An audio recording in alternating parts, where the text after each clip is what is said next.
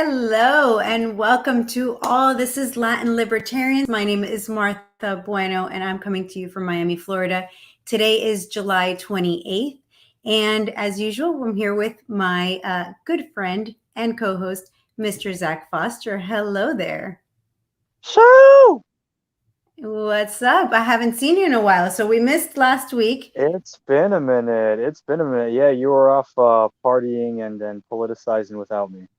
I'm I pretty depressed about was. that. I'm sorry. I feel like I cheated on you when you say it like that. Are you sorry? Are you really sorry I mean, I that you spent were the week hanging out hanging with out with Justin Amash and Spike Cohen and all that? Like, are you Justin Amash really, wasn't really there. sorry, Martha? Justin Amash wasn't there, but I did get to hang out with Mr. Spike Cohen and Dr. Jorgensen and a lot of really cool liberty-minded people. So yeah, you're right. I'm not really sorry, Zach. I mean, I'm Well, sorry all of you those didn't. things are pretty fantastic, but I don't know, it just like fills my little Calvin and Hobbes heart full of glee that Justin Amash stood you up. Like, I'm happy when my friends are happy, but I'm not fully happy unless like one little thing goes wrong for people. That's not nice. Not the That's whole not thing, nice, just one little Zach. thing, just one little thing. Like, for Anyways, example, let's just say that you're campaigning in South Florida, you totally win in your election to supervisor, but like there's an incident where like you get a flat tire because you ran over an alligator tail, and then like the EPA and all these environmentalists get involved. Like, it would get you a lot of exposure. People like you, so you would probably still get elected. However, everything between point A and point B would be very hilarious for people like me. So I don't hope for you to have like great misfortune, just like minor inconveniences. I don't know why. maybe that's a little too honest for tonight. So for those who don't know what we were talking about, we're talking about Freedom Fest, which happened this year in South Dakota. And just one quick tidbit about that, I did go see Mount Rushmore with Mr. Spike Cohen and a few other libertarians that I love a lot. But that was definitely the highlight of my trip. There's nothing quite like seeing something as big and as wonderful as Mount Rushmore with libertarians. There was a little bit of civil disobedience on my part, but no need to talk about that. So, anyways, we do have a very important show tonight. As people who know me know that I love to talk about Cuba and the situation that is happening there. But then there's also some great stuff that, Zach, you've been working on as far as Venezuela and the death toll. So there's a lot to cover. We tend to talk about Latin American issues that are important. And pardon us, we're going to get a little repetitive talking about Cuba and Venezuela, but these are the two countries that really are going through some stuff right now. And there's stuff going on all over Latin America. Peru has another issue. Mexico has some issues, but we're just going to stick to Venezuela and Cuba pretty much for now because. Oh my gosh, I forgot about Peru. Well, see, the problem with Peru and what's going on in all these other countries, 10, 20 years ago, those problems would have been specific to those countries. But nowadays, it all goes back to Cuba. Pedro Castillo, I'm telling you guys, this man is a Cuban puppet. Him and his candidacy are a Cuban project. They are one of the masterpieces created by the Latin America department of the Communist Party of Cuba, with its headquarters in Havana. Everything. Pedro Castillo in Peru and his very blatantly pro Leninist, Stalinist statements, the socialist constitution in Chile, the ongoing guerrilla war, and then political tensions happening in Colombia. It all goes back to Cuba. All of it. All of it. Venezuela, Nicaragua. All of it goes back to Cuba.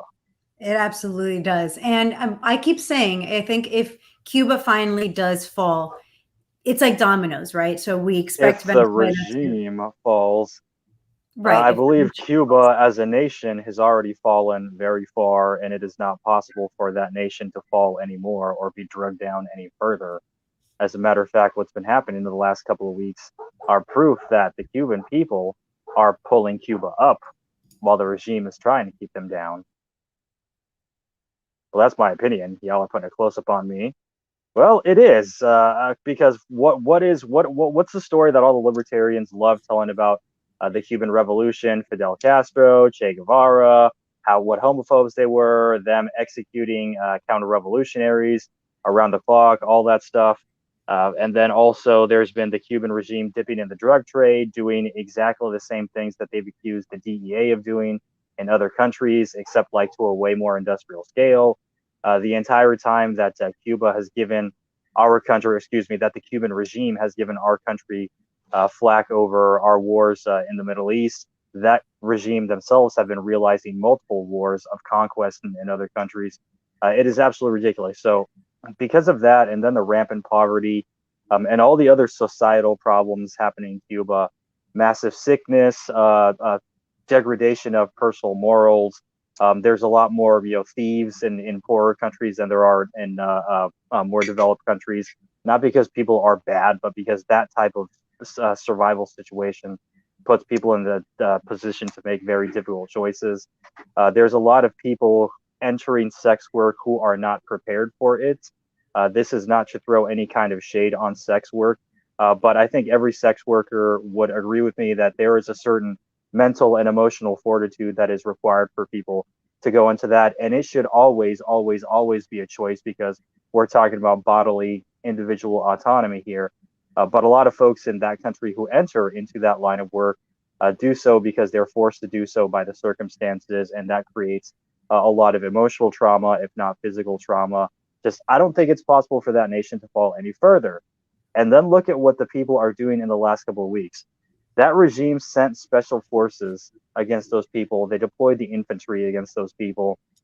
They've had the paramilitaries beating people and dragging them away, but the Cubans keep fighting for freedom and for a better future for their children. It's evidence of the diamond in the rough, because under all that gunk of 62 years of a Marxist, authoritarian, borderline totalitarian regime, what we see here, man, these Cuban people want freedom.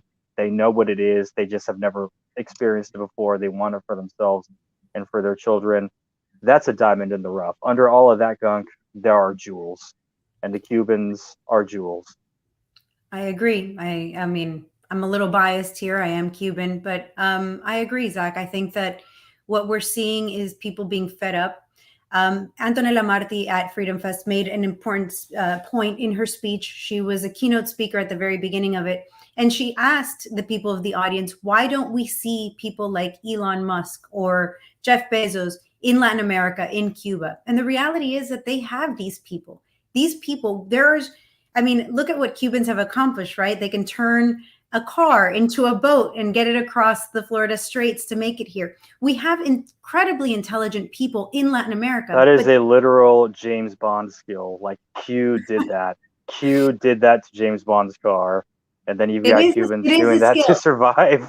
But the point I'm trying to make is that these people, instead of being out there and maybe creating a new company or being able to do something with their lives, they're standing in lines, in bread lines, being able to eat every single day. And, it takes a lot of work just to survive in these countries. And I think that's a really key point that Antonella made in this event, because, people just don't want to spend all day in line for things, and they're tired of it. It's been 62 years of this regime. They are sick and tired of what's going on, and they expect a change. So what can we do from here, from this imperialist country, like Cuba likes to call us? What can we do, Zach? And I think that's the thing that most people ask me, and that is the main reason why I'm frustrated, because there's not a whole lot we can do from here under our current laws. If everybody was to demand or ask that the United States government remove Proclamation 6867, maybe we could actually help people in Cuba. Right now, the United States government, I was about to say regime, the United States government keeps free people from being able to go to Cuba. One of the main things that they claim that we can't go into their international waters. And this is what that proclamation is about. We face up to 10 years in jail, $25,000 per day, and confiscation of our vessels if we intend to leave the United States with the intention of going to Cuba.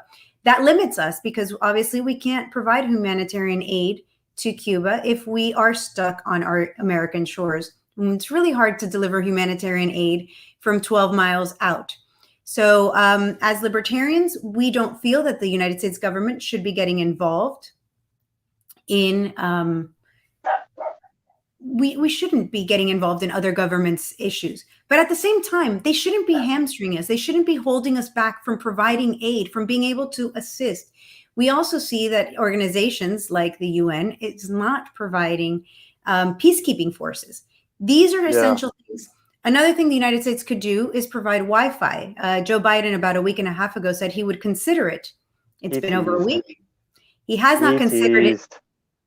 He did. And you know what? We have the technology. God, this is like my dating life in high school. All he did was tease. Nothing ever happened. And I just all right. Well, the point being that we do have the capability. That was a good one. We do have the I'm being serious here. We do have the capability of providing Wi-Fi to the entire island of Cuba using the Wi-Fi that they did during Hurricane Maria in Puerto Rico.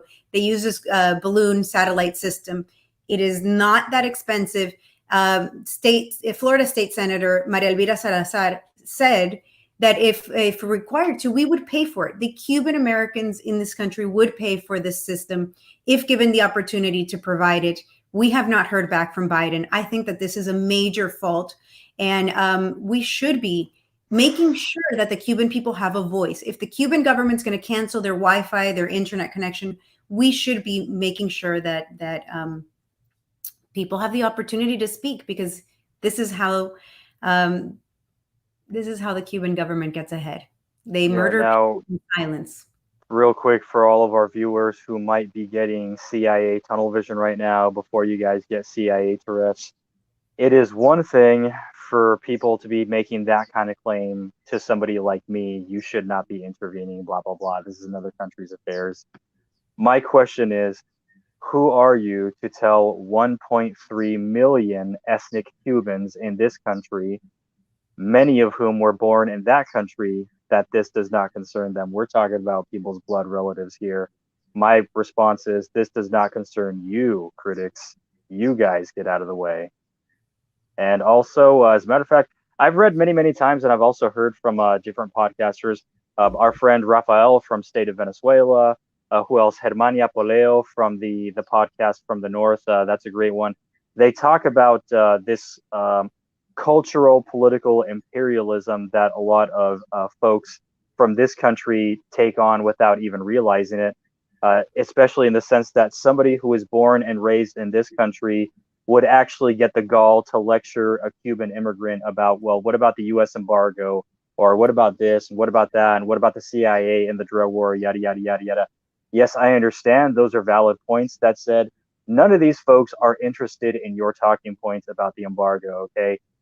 It is not the embargo that has kept food and medicine out of Cuba. That crap is all exempt under the embargo. It's not even the embargo keeping cars out of Cuba, right? You know what decision the Cuban regime made like 2 days after they approved the ingress of food and medicine on the island without them blocking it and without them taxing it?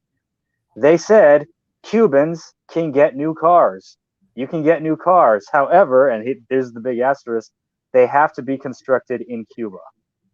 So they can't just be imported. You can import the parts and blah, blah, blah, but most of the assembly line process has to be in Cuba, which, again, there's the regime interjecting itself in the economy at all stages. And, of course, only politically loyal or well-connected people are going to get the contracts to make these cars, or are going to be allowed to get jobs at the Ford plant or the Chevy plant if it opens up in Cuba.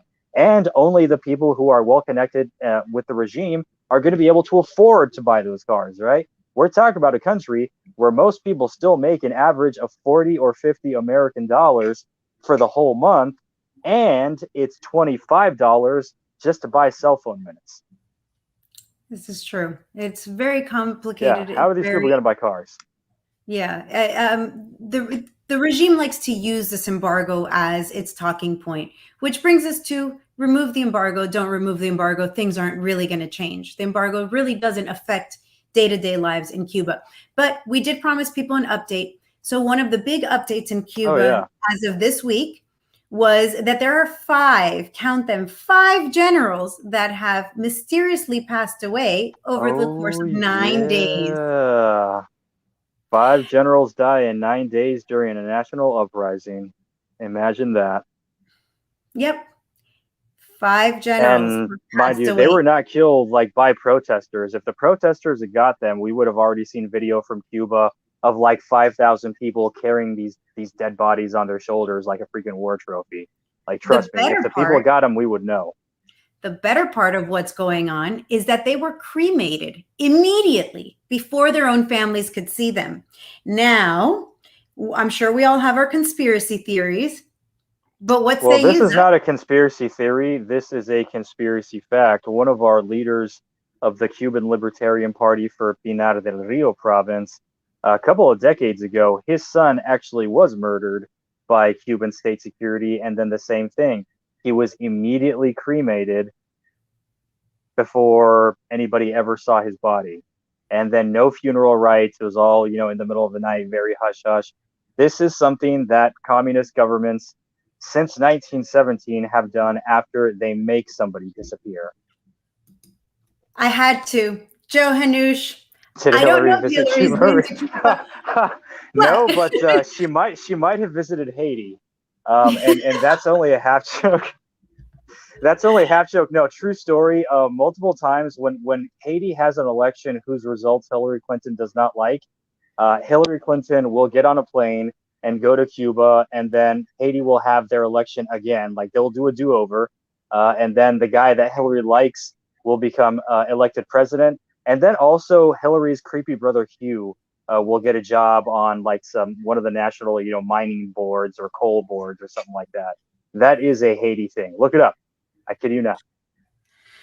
Oh boy. Well, so Cuba, they're still marching along. They're still hoping for their freedom. The United States, we're still not quite allowing our citizens to help. So hopefully we'll have. Which that's awesome, because Maduro totally sent troops to Cuba to help crush protesters. So here's you guys saying, no, other countries should not be intervening, blah, blah, blah, blah, blah. Meanwhile, we're watching another country intervene to fight, to repress your relatives, Martha. We're watching another country send its soldiers to repress your relatives. But hey, it doesn't concern you. No, apparently I'm supposed to just sit here and allow it to happen. So this is why I'm upset. This is why one of the main reasons I was in Freedom Fest was to bring awareness to people on what's going on in Cuba. I was able to give several interviews. That's why we're here tonight. We can't stop. We won't stop. Cuba needs to be free. Moving along, we do have our guest here tonight, who is a Venezuelan, who happens to work also with the Atlas Society. And I met her during Freedom Fest, and she's absolutely wonderful. Story to tell her time in Venezuela, the other country we're focused on tonight, that we also want to give you some updates. So please help. Hi. Can you hear us? Hi. Yeah, perfectly. Thank you so much for coming. Technical issues, but now I can totally hear you guys. Okay, perfect. So Vanessa, tell us a little bit about yourself and how you came to the United States. Okay, so I came to the United States 4 years ago. I escaped socialism when things were very chaotic. They still are in Venezuela. I was part of the political party, the only non-socialist political party in Venezuela, which is called Venezuela. And when I was there, I used to obviously participate in every protest and in every single event they would do. And I was chased after a protest. I was wearing my Vente Venezuela shirt. The blue shirt. I'm sorry? The blue shirt. Yes, the blue shirt. And I was chased. I was beaten by one of the National Guard. One of the National Guards, and I could easily escape, but I don't know what would have happened to me if I hadn't. I would probably be, part of the people that are now at the La Tumba or El Sabin or something. I'm very happy that I got to escape and that I'm now here. Real quick, would you mind telling our American audience what the tomb is? Oh, so it's a place where they keep all the political prisoners. I think the size of it's like 2 per 2 meters or something like that. And they have no access to anything. It's a very small room. I mean, it's actually the lower level of the Savine, and which is like the intelligence of the regime. And So this is an underground prison it's at it's the an under, intelligence it is an headquarters. underground prison, yes. And there's, I mean, you have no access to lie to anything. As far as I know, people go mad in there, and what you can hear is actually, yeah, like the other people that are on the ground with you, screaming and going nuts. I mean, it's probably the worst thing that could happen to you in Venezuela, and they usually torture you. I mean, the whole thing is set up to actually drive you nuts and to torture you. So yeah. Good Lord. Oh, yeah, that sounds So absolutely horrific. Yeah, it is. It is you actually left when during 2017. I left in 2017. Yes, May 2017. And Okay, so kind of at the I couldn't beginning be of the happier 100 to be days of here. protests. I'm sorry? So this is kind of like at the beginning of the 100 days of protests. Yes, exactly. The famous 100 days. Yeah, Venezuelans were Yes. badasses that summer. I remember. Thanks. That's when I got involved. All right, so tell us about arriving in this country. What's the first thing you noticed? What was the culture shock? Well, I've been actually coming here since I was very little, so it's not a strange country to me. I'm actually very familiar with it, and I'm very glad and very pleased that it has accepted me as another immigrant. I'm very happy to be here. Obviously, I think the most shocking thing was probably to be able to find things in the shelves, because you have no variety of anything there, and to actually find things that I couldn't find there. I had this, I usually don't say this kind of things, but something that actually shocked me is that one changes when one gets here. And there are things that are like, you come out of socialism and it's like you went out of, a war. And you have like these behaviors that you notice that actually shock you, that you didn't know you had. And so, for example, I couldn't find sugar in Venezuela. And when I got here, I just couldn't, I just had like an obsession with sugar because it's something that you didn't find there. So I used to keep like the little bags everywhere. And then, some time later, when I opened my bag and I saw like all this sugar stored in it, I was like, okay, what's going on? I mean, what you see is that you actually came out of war, and after some time here, you see the type of things that actually that used to be normal to you weren't actually normal. Like not being able to find food, it's not a normal thing.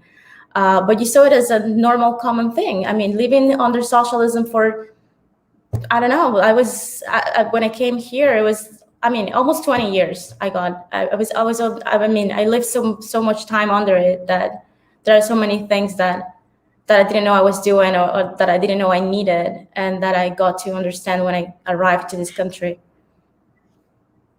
So yeah. Hoarding is one of those things that we Yes. do to be able to do that a lot in the Cuban community. Actually, it's actually quite a joke for us. My ex-mother-in-law would got food from a store, bought food somewhere, and they came in a container. She would rinse them and keep them, and Oh, so wow. it's just hoarding is something Natural. In these, it's something that we all do. It's natural. We want to make sure that we have for later, and Right. it's quite sad, to be honest. Yes, it is. So And don't feel bad. Everything is normal. I promise this too shall pass. I don't do it anymore. So yeah, I guess one has like some kind of process put up at the end. Yeah. Tell us about the day you were protesting. Can you give us more details? What happened? How did you get caught? And I know that you got hurt. Could you tell us a little bit about what that day was like? Yeah. So I usually leave with someone, and that day I decided I was gonna go home alone. So I was, walking to the nearest metro station that I could find. And what I see is that I see this guy following me. In Venezuela, you're always turning back to see who's coming, because it's super common that people just come and harass you or something, especially people from the regime. So I see this National Guard coming, and I keep walking and I keep walking. And so I try to, accelerate and go a little bit faster. And then when I try to run, he comes running after me. And that's when, I noticed the guy was actually following me. So he made some comments about my skin color, which is very it's not normal in Venezuela, but it actually happened. And then he grabbed me and he started hitting me with one of those things that they have and they use. So he started hitting me, and he hit me on my ribs. And somehow I decided, there was this very tiny wall, and I said, if I cross that, I might probably be able to actually escape. So I could finally let go. He could, or I don't know, I could escape from him. And I jumped the wall, but I didn't notice that the wall was taller from the other side. So I fell, and it was awful. I got all these bruises, and I ran, and thankfully, on the other side of the street, there was this car that I knew, someone that I knew, and I knew that person that was around there, and I tried to knock the door and knock the window, whatever. The person wasn't there, and I then found this person buying something in a store nearby, and that's how I escaped. But I don't know what could have happened to me. What about? There weren't many people there. What if I just kept walking and this guy could have come after me and finally get me? I know that I wouldn't be probably here telling this. So yeah, that's how it was. Yes, because that's such a scary story, and of your political beliefs, basically. Do you think it was the shirt you were wearing? Did he know you were coming from the protest? Yeah. What do you think? Yes. Or just Yes. I'm sorry. It kind of cuts off. So could you please repeat what you said? No, just asking you if you think that it was politically motivated because he saw your shirt, or Yes. did he know that you had been coming from a... Yes, definitely. Yeah, he had to know I was wearing the shirt. So yes. So yeah. There's something that I'm absolutely dying to know. In your bio that somebody sent me, it said that you have worked as an engineer with the Organization of American States. Yes, I did. Share with the class, please. Okay, so it's a very socialist institution. I am very sorry to hear that. Yes. But that makes sense, because I know, for example, from some of Maria Corina Machado's testimonies, like before 2015, 2016, Cuba had basically dominated that institution, just as Cuba has tried to dominate every international entity it can, specifically to turn countries against U.S. foreign policy, and also to get other countries to shut up about Cuban foreign policy. Yes, and it's not something you actually talk about when you're there. Obviously, you gotta be neutral when you work in an institution like that, but you don't really see them discussing that. And Cuba is not part of the conversations. Cuba isn't even part of the Summit of the Americas anymore. So there's no way that, it's just not a subject that you put on the table when you're talking about America. About South America, Central America, or whatever the Western Hemisphere countries. It's not on the table at all. Which is absolutely insane, because we're talking about one specific country doing multiple military conquests in the region at the same time, and that topic is specifically off limits for an organization dedicated to preserving international peace. Yes, exactly. And it's more, I find it so, it's typical. It's just typical. All these institutions are so socialist. This type of subjects and things, they're not touched. They're not, you don't talk about them. And that's, I mean, it's you're supposed to go to this type of institutions. This is something that we have to talk about and that we have to tackle. I mean, who else is going to do this? But that's how it is. Absolutely. What kind of work have you done with the Atlas Society? So I'm director of strategy and operations there for Latin America. So what I do is, what we do, it's to talk about reason, self-achievement, and how capitalism is the way to actually do all these things, the only way to go. And we are based on the works of Ayn Rand, and we're trying to, to make her, a little bit more famous in Latin America. People do know, but not everyone knows. She's not as famous as she is here. And I think it's important because she's obviously eye-opening. Her work is eye-opening, especially for us, people that come from, socialism. Absolutely. I'm actually kind of curious about something. Are there any books that talk about Ayn Rand's ideas or present similar ideas, but they would be much easier to read for the layman? For example, what is it? Anthem, really Yes. easy. Atlas Shrugged, that is not the book that I would hand to somebody whom I'm trying to convince. Like telling somebody, no, just spend 6 hours reading John Galt's radio speech, and I promise you will think the way that I'd like now. So what would you guys recommend for the lay people? Definitely, I think Anthem is the way to start, especially for people like me, like people that have escaped socialism.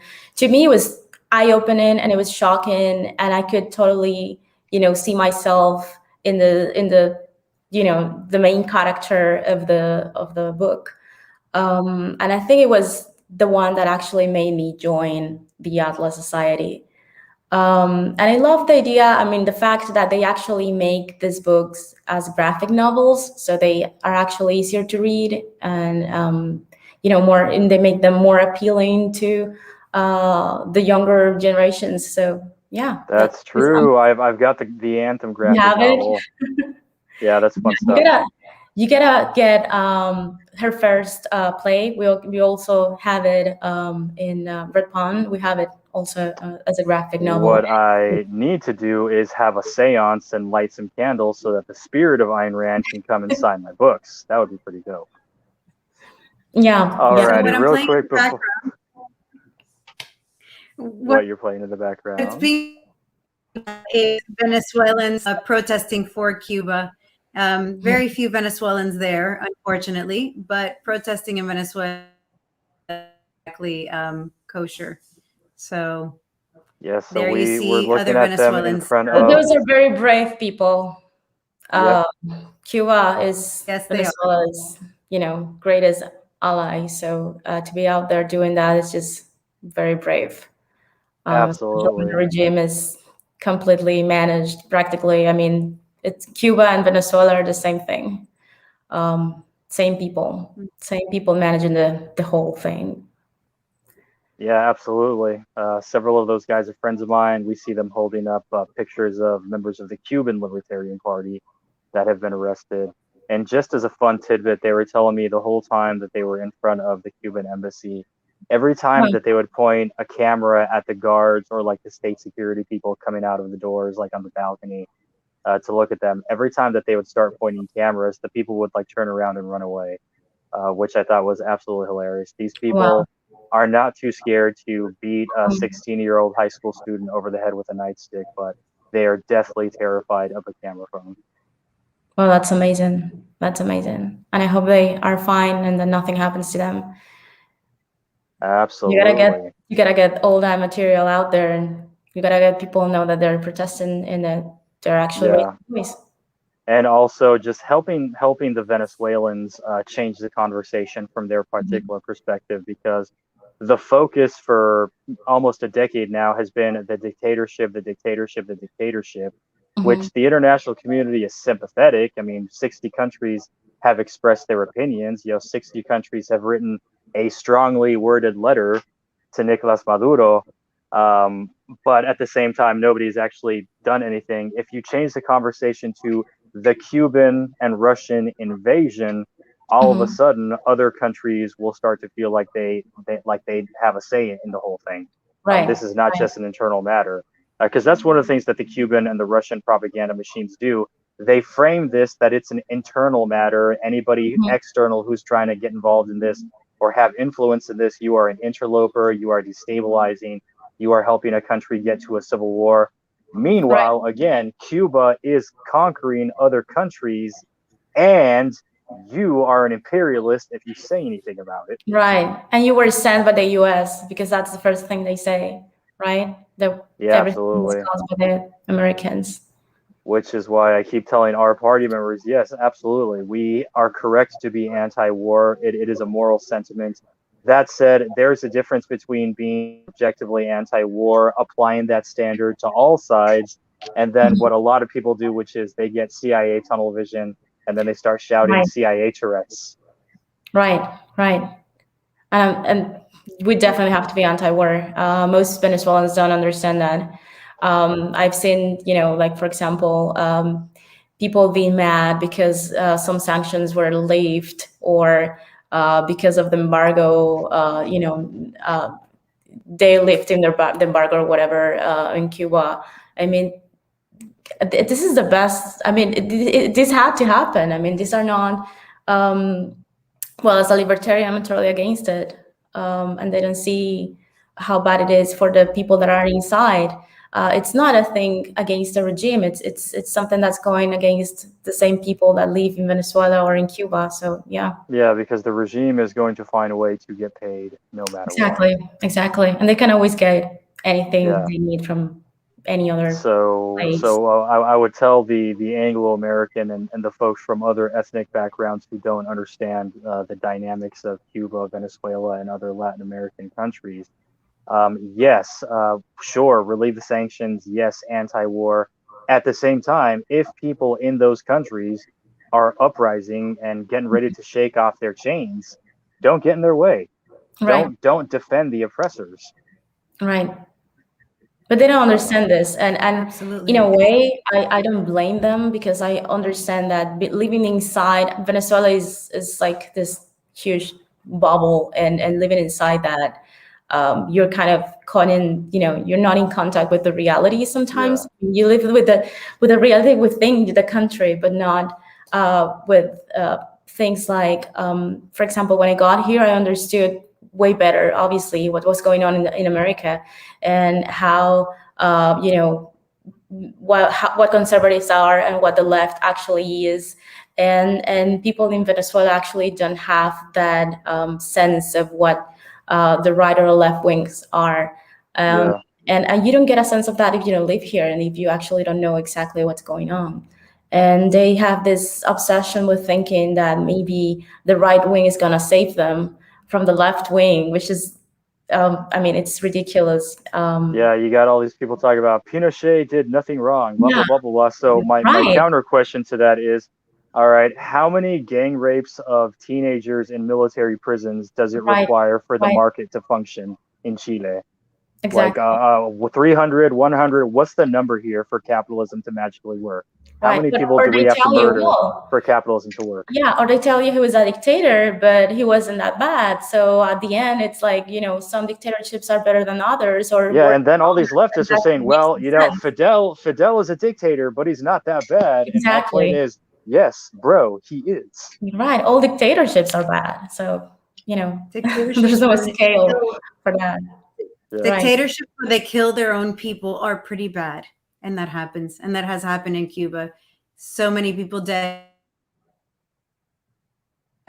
That brings me to a point that Zach brought us this information. And I'd like to bring it up, especially now that you're here, Vanessa, so you can maybe give us some more background on Venezuela. Zach, you want to take it away? What are we looking at here? Yeah, sure. So as a project that we put the Citizen Embassy of Venezuela's brand, I spent the last 3 days crunching numbers, comparing population rises and falls, and then fatalities in Venezuela and in Afghanistan.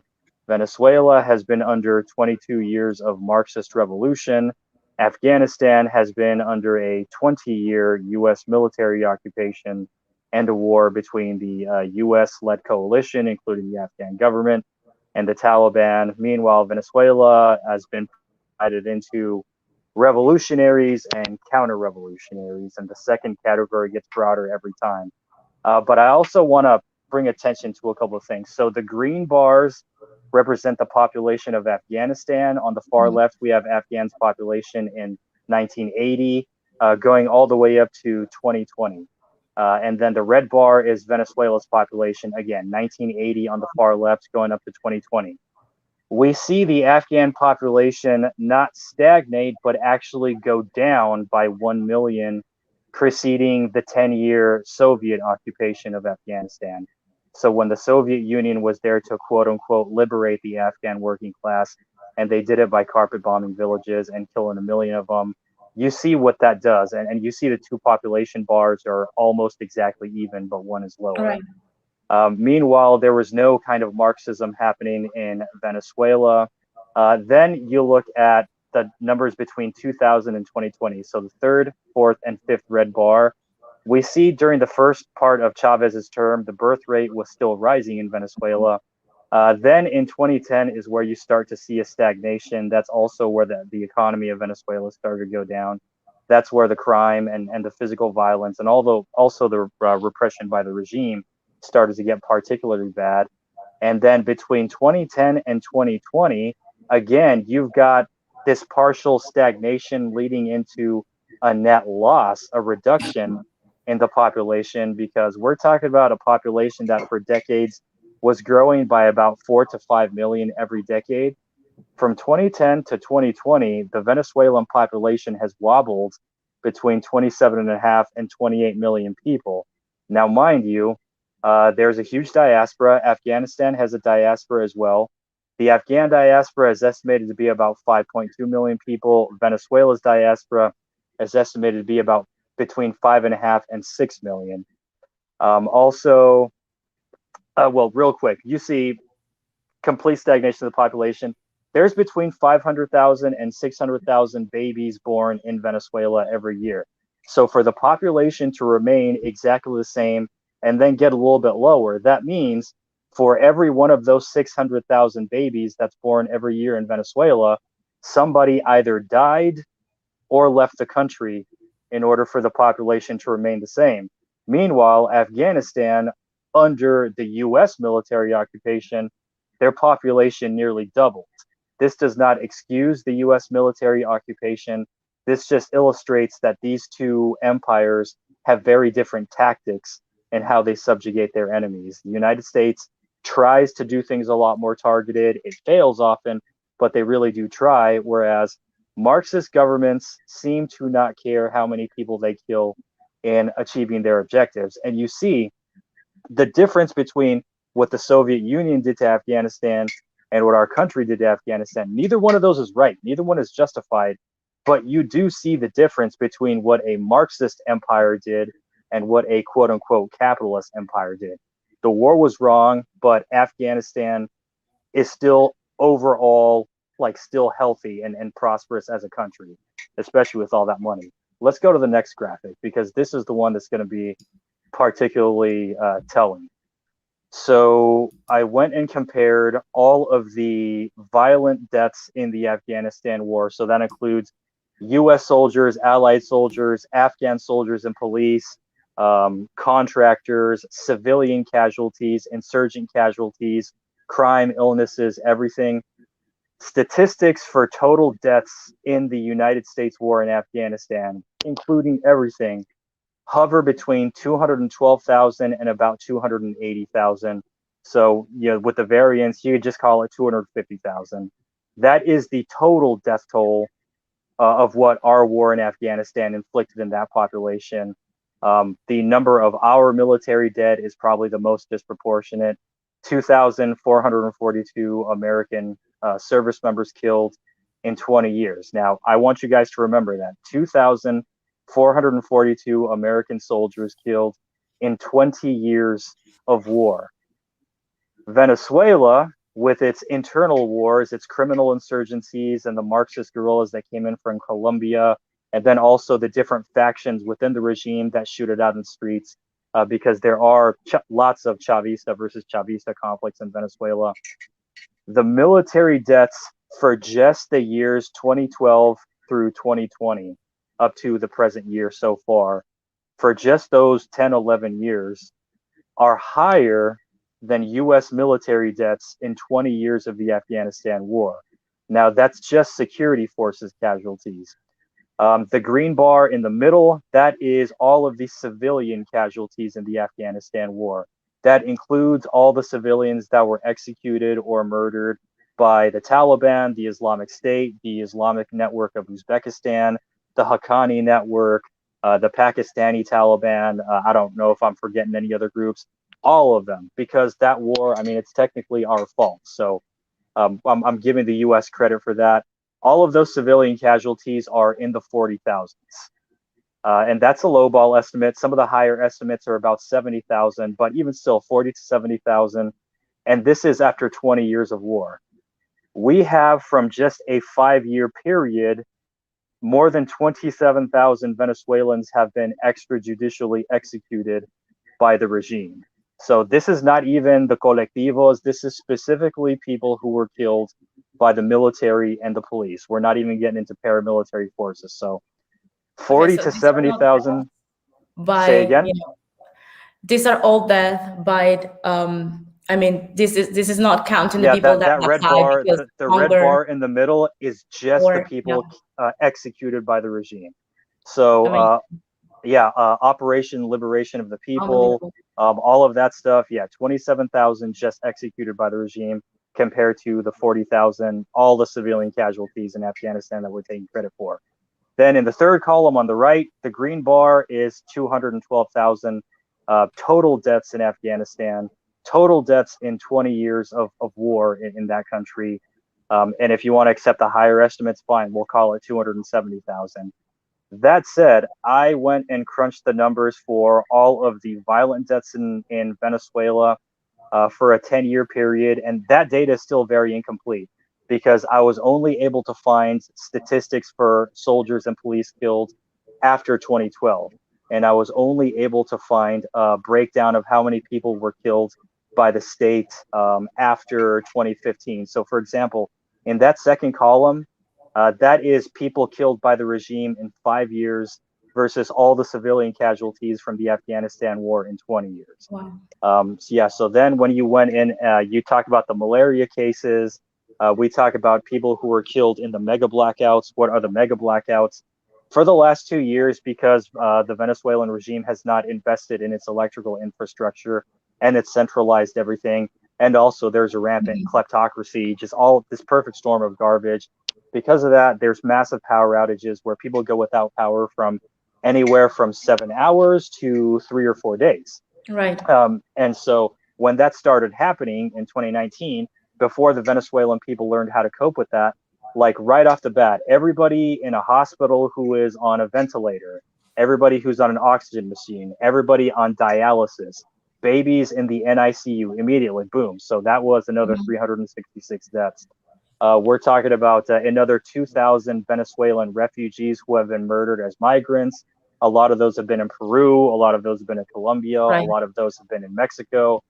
There's been, so I added all of those numbers, and there was still a lot of data missing for the death toll. So this is not necessarily combat deaths, but I included those deaths because it could statistically be proved that all of these problems were severely accelerated by the policies of the Bolivarian Revolution. So when we look at the death toll, 20 years of war in Afghanistan, it's between 210 and 279,000 compared to 20 years of Marxist revolution in Venezuela. The Bolivarian Revolution has killed at least 402,000 Venezuelans in 22 years. So the conclusion that the data leads us to is the Bolivarian Revolution is deadlier than the entire American war in Afghanistan. Yes. And this is what we need to be telling our congressmen. This is what we need to be telling the UN and the OAS. Folks, we have the numbers. Maduro's regime and the Cuban occupation have killed more human beings than United States imperialism in Yes. Afghanistan in the Right. same amount of time. This is the truth. As Shapiro says, I'm not a big fan, but as Shapiro says, facts don't care about your feelings. I'm talking about Right. you, Scott Horton. Right. I And love you, but met- facts also don't care about your feelings. I have met many people that have been, that are in Venezuela as refugees from, the Middle East, from all these things going on in the Middle East. And they say that they prefer to go back than to live in Venezuela. So that's, that tells you everything you need to know. And I've talked to Cubans who have escaped recently from the island, a couple of them evenly who deserted from the regime and used to serve in Venezuela as doctors or whatever else that they call their slaves, because there's, teachers and technical advisors and blah, blah, blah. And those guys were telling me, I would rather be in Cuba under the special period than Venezuela right now. The special period is when the Soviet Union collapsed and immediately there was nobody to finance communism in Cuba. So a lot of people just went hungry. These guys said they would rather be in Cuba during the special period than Venezuela right now.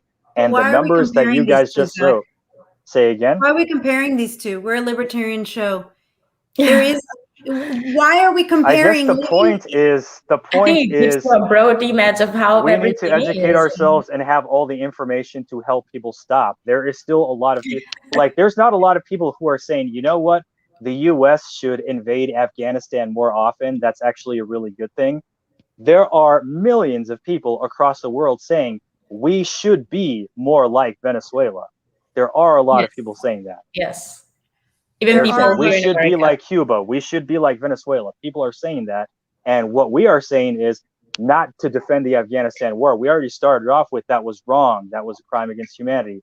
Getting the specific people who collaborated with, in my opinion, Saudi intelligence to do 9/11, yes, fine. Go out and get them. Hey, sorry, they were hiding in a cave in Pakistan. They were not in Afghanistan. But the whole 20-year war, occupation, shedding American blood to protect a republic of child molesters, that was a mistake. My point is, if that was wrong from the get-go, Marxism in Venezuela, as applied, is even worse. And contrary to what a lot of people like AOC and Bernie are saying, no, we should not strive to be like Venezuela at all. They have no idea. If you haven't lived it, you have no idea. And yeah, I invite them to go to Cuba or Venezuela and understand how it is and try to enjoy. Well, correction, I invite them to live in Cuba or Venezuela for a year, because I have had the misfortune of arguing with bozos from the DSA, for example, who will say, I have been to Cuba, I have been to Venezuela. You know, I shook Jorge Rodriguez's hand and they gave me a beautiful backpack with the colors of the Venezuelan flag. I have been there. And you know what? I went into the market and there was lots of food on the shelves. Well, yeah, people can go to North Korea as tourists too, and you will see specifically the things that they want you to see, and you will have guides and minders and people watching your every move. There's no freedom of movement, and I guarantee you, they will be shepherding those people off to the better areas of Caracas. They'll have them go to the parts of 23 de Enero neighborhood where the cops are not having a civil war with the colectivos. They'll take them to the nicer side. They'll participate in planting tomatoes in the community garden under the pictures of Chavez and all that crap. It's Disney crap. It's a show. It is tourism. All right. For the last you lived it. I don't have to lecture you, but for our viewers, for more than the last 4 years of my life, I have lived this by trying to help people from that country be free. I have paid to bury people that did not survive the Bolivarian Revolution. I have helped people escape from that country. I have fed children in that country. I even recruited American military contractors to try to liberate that country. That is another story for another time. So you have done much more than many of the politicians that I know that usually don't do anything. And every one of those things that I did, or that Martha has done, or people like Kyle Varner has done, which, by the way, my friend Kyle, something like 2 years ago, he took a selfie of himself at Vecchio's embassy in Washington, D.C. with the blue T-shirt on. Oh, that's And then awesome. we sent that to all the people we knew from that party, which that was 2 years ago, and some things have changed. But yeah, everything that we did to help Venezuelans was as individuals. We did not ask permission. We did not ask anybody's blessings. We answered the call Amazing. because people specifically asked us for help. And what I'm saying is, we don't need Uncle Sam to go do that. We have Right. the power to do it ourselves. We the people, Venezuelans, Venezuelan exiles, Americans over here. We can Cubans. do things anytime. Yeah, Cuban, Cubans over yes. here, especially. Yeah, we things like 68, 67. All right, it's illegal to take stuff to the island right now. Take it for what it's worth. But Venezuela, there's a lot that we could be doing for Venezuela and Yeah, that's true. Venezuelans. It is. And I just as a human being, I think it's important. Everything else, when there's so much human suffering, including suffering among people who call themselves libertarians, that Right. is a situation when the rest of us libertarians, we have a moral responsibility to act. That's true. Yes, yes. And I think everyone's a libertarian, but people don't know they're libertarians. So that's something that we have to talk about with Venezuelans too. I'm part of a think tank that is objectivist, and they usually say that it's good to be selfish and that altruism is bad. But I think that I do think altruism is bad, but to be able to help people, I mean, if you want to help people, you got to go and do it. Ayn Rand wasn't against that. So I get a lot of, people telling me like, oh, well, you want us to help Venezuela, but probably, that wasn't Ayn Rand's view when it came to, this type of situations. And I think it's totally wrong, and we definitely have to help. There's a lot of people who would have, their criticisms of objectivism. I know Ayn Rand was not a huge fan of libertarians. We're the hippies of the right and whatnot. Yeah, I don't care. We're all on the pro freedom Well, family. honestly, My question is for people: is objectivism a cult that you bend yourself to, and you could do that with any ideology, or is it a tool that you use in your life as it applies to you? Some people treat it like a religion. Other people treat it like a practical tool. And it's a quality of life thing. One of my all-time favorite objectivists, Judd Weiss, out here in LA. What a great person. Yes, And he's just like, as a matter of fact, I think he's probably my favorite objectivist. Sorry, Vanessa, nothing against you, but me and Judd Weiss, we have history, and like just all around, I don't have anything negative to say about Judd Weiss. He's a great activist. He's a fun person to talk to. He's very intelligent, a lot of fun to be around. He's just a really good ambassador for his ideas. So my advice to other people, whatever your ideology is, be a really good ambassador of your ideas. And I should really take my own advice on that one. Oh my gosh. How many times have I yelled at our audience, Martha? Or me, Zach. Come on. Oh, really? I'm sorry, guys. I'm sorry. I'll try to be better, maybe. So anyways, wrapping this whole conversation back up with a nice little bow. Vanessa, what are some socialism links? is really bad. Yeah. Socialism is bad. We really shouldn't bad. try it. There is no such thing as a free lunch. You're not going to get a free lunch in socialism. What you're going to get is a free beating, possibly some torture, maybe a little murder, those type of things. So AOC and Bernie, no. Yeah, if you volunteer for a libertarian campaign, you might get a free lunch. That's the one exception. Right. Exactly. All right, real quick, Vanessa, is there any links or social media accounts that you want to tell people about? Well, my personal one is Van, as in Vanessa Van, _ Caroline. And you can also follow us, follow my think tank or the think tank. I'm part of the Atlas Society on social media, or you can go to the website. Yeah, what's the handle for your think tank? Atlas Society is easy, but what about yours? Van _ Caroline. Okay, Van _ Caroline. Mm-hmm. Sweet. Yeah. And I will be doing an Instagram takeover of Sociedad Atlas. Yes. So, yay! When? Soon, I think tomorrow. Very soon. I'm working on it. It's a lot harder than I thought. I'm working on it. But thank you so much, Vanessa, for being on here and shedding light on the situation in Venezuela, what's going on there. Things are still developing in both countries, and we will keep Right. talking about it. We need to make sure that the world is aware of what's going on in these two countries, especially so we don't keep repeating it.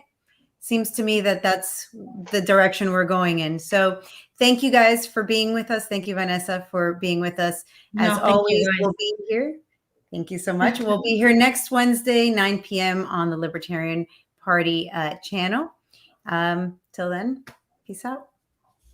Good night, everyone. Good night.